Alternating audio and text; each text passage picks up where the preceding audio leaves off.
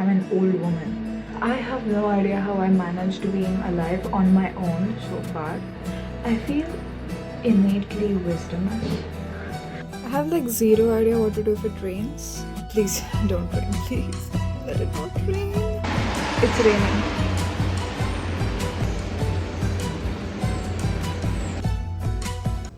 I am the queen of delusion. I made an insanely hectic schedule for my birthday because I wanted to spend time in places that inspired and mentally stimulated me.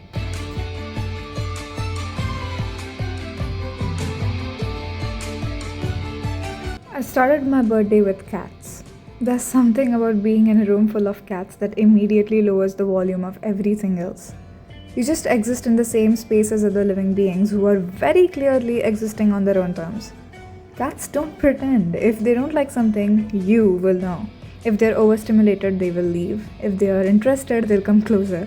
And if they don't like something, they will slap the shit out of it. There's no obedience, there's no bending themselves into shapes just to be liked. And the more I think about it, the more I realize how much I relate to that. I can't fake comfort, I can't fake enjoyment. If something doesn't sit right with me, my body just gives it away immediately. So I took this trip to feel aligned with my spirit animal and calm my nervous system down.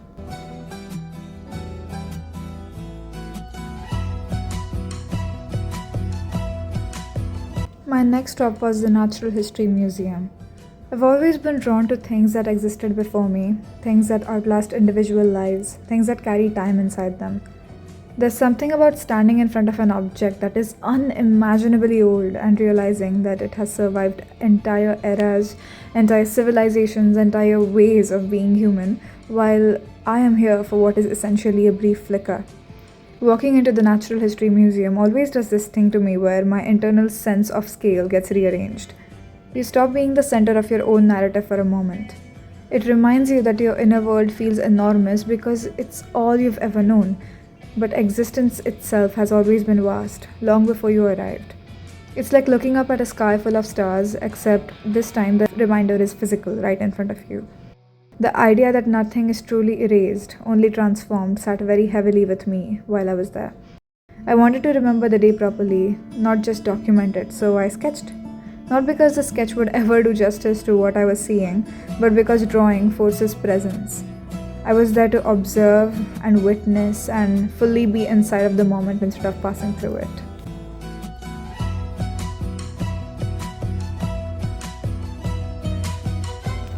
I hurried to the National Gallery at Trafalgar Square.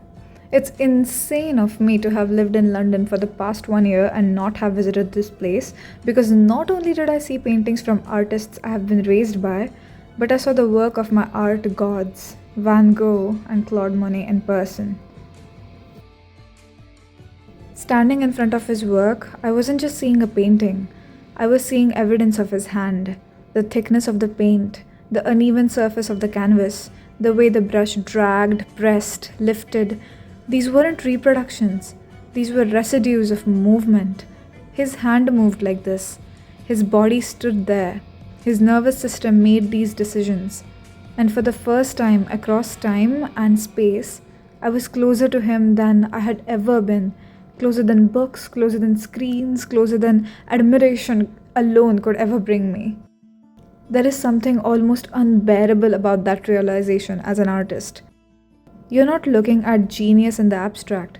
You're looking at labor, at insistence, at someone trying again and again to get something internal to exist outside of themselves.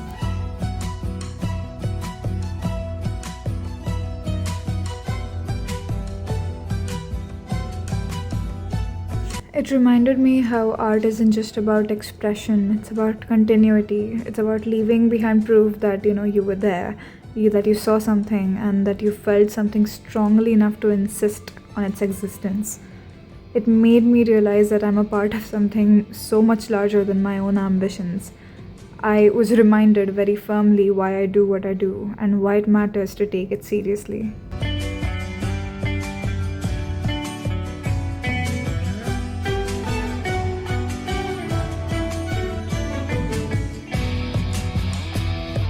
I sketched while I was in there, even though it felt almost ridiculous to try. I knew I couldn't recreate anything I was seeing, but that wasn't the point. The point was to respond, to let my hand move in the presence of theirs. Filming was not allowed in Sir John Soane's museum, but it literally made me think about how much of our inner world is revealed not by what we publicly admire, but what we surround ourselves in private. It was preserved exactly as it was at the time of his death, and it was extremely intimate. Almost immediately after, I went to the Victor Wynne Museum, and the shift was jarring. As someone trained in clinical psychology, I've always been drawn to deviation. Abnormality tells you where the edges of the system are, and walking through this museum felt like walking through humanity's long, uneasy attempt to make sense of what doesn't fit. Our need to collect it, preserve it, study it, aesthetize it, sometimes fear it, sometimes fetishize it. Being in those spaces made me reflect on why I'm drawn to the strange, the excessive, the uncomfortable, why I find beauty in things that resist easy explanation. I found that I like letting curiosity exist without justification, and by the time I left the museum, I felt mentally overstimulated in the best possible way. A part of growing up is realizing that inspiration is something you place yourself near. I live in a global city surrounded by art, ideas, and experimentation, and I don't want to stay on the edges of it anymore. I want to keep learning new mediums, new ways of seeing, even when I don't fully understand them yet. So I ended the day at Canary Wharf, which was a completely different language from everything I've seen earlier that day. This birthday was about making a promise to myself, to stay curious, inspired, to keep choosing things that move me, even when life gets busy or heavy or unclear. Spending my birthday surrounded by art, history, and wonder felt like the right gift to give myself at 23. If this is the age where I start looking after myself more deliberately, then this feels like a good place to begin.